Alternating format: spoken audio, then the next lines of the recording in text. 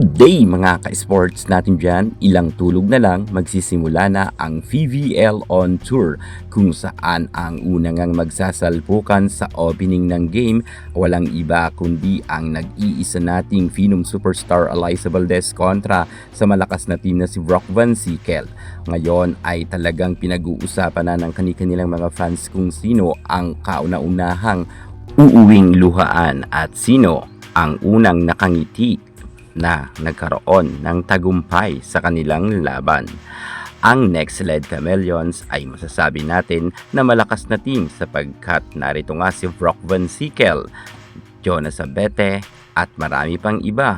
Samantalang pagdating naman sa kupunan ng Creamline Cool Smashers, hindi rin naman sila magpapakabog kahit sabihin natin na malakas na team ang Next Led Chameleons. Dahil nasubukan na nga nila yan noon sa All Filipino Conference kung saan champion nga dito ang Creamline Cool Smashers. Ngayon ay target naman ng Creamline na patiklopin kaagaran ang kupunan ng Next Led Chameleons. Aalamin natin kung sino ba talaga ang mas lamang sa dalawang team na ito at sino ang kauna-unahang magwawagi. Alamin ang buong detalye. Pero bago ang lahat, subscribe ka muna. Click ang ating notification bell para lagi kang updated sa lahat ng issue sa volleyball. Susunod na!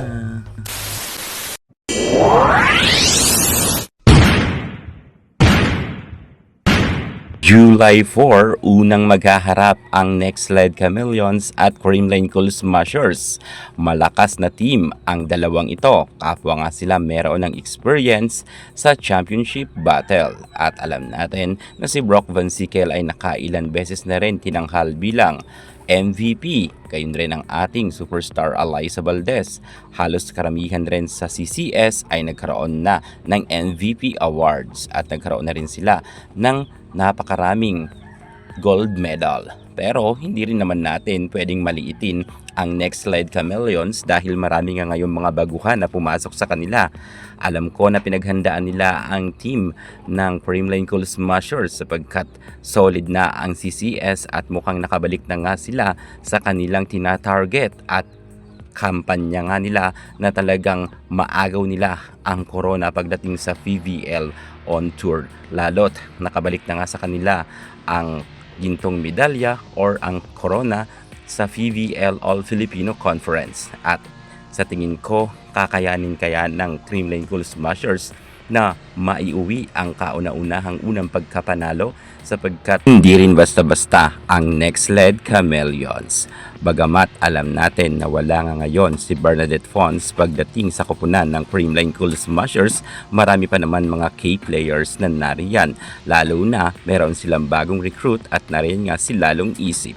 Medyo napakaganda talagang panoorin ng dalawang team na ito dahil same nga sila na malakas at same na sila na halos veterana na ang kanilang mga players. Kung noon ang Next Led Chameleons ay medyo naiitsapwera at hindi sila masyado na bibigyan ng spotlight dahil may hina nga noon ang mga players, ibahin na ninyo ngayon dahil sobrang dami ng mga players na baguhan na mga veterana rin at mga star player rin na narito na. Kung kaya sa kanilang salpukan kontra sa Creamline Cool Smashers sa magaganap nga na yan sa July 4, 6:30 ng gabi ay hindi dito magpapadaig ang kupunan nila Brock Van Sickle, MJ Phillips at nariyan pa nga ang ating superstar na si Myla Pablo.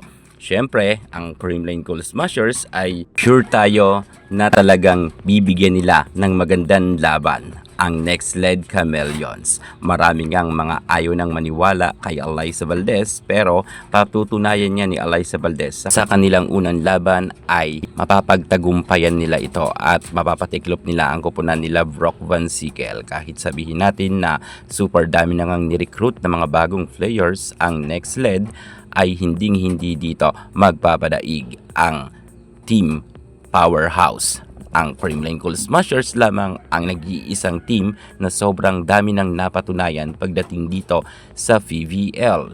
At alam natin na matcha-challenge ng gusto dito ang kupunan nila Brock Van Sickle. Alam naman natin na si Brock Van Sickle lang talaga at Myla Pablo ang medyo porsigido na maipanalo nila ang nasabi nating next lead. Pero pagdating sa Creamline Cool Smashers, meron man ditong ma-error. Alam ko na magtutulong-tulong ang mga bawat manlalaro dito dahil ang CCS, matagal na sila magkakasama at meron na nga silang chemistry. Kung kaya ang next lead kahit sabihin natin na malakas ay 100% kayang-kaya silang mabilisan patiklupin ng Creamline Cool Smashers. Ngunit ito ay aking prediction lamang at panoorin na lang natin yan sa July 4 kung sino ba talaga sa kanila ang mananalo. Pero kampante ako na ang team nila Alyssa Valdez ang uuwing kauna-unahang merong panalo. Yan muna ang pinaka-latest natin sa mundo ng volleyball. Para hindi ka muli sa lahat ng issues sa volleyball, subscribe natin.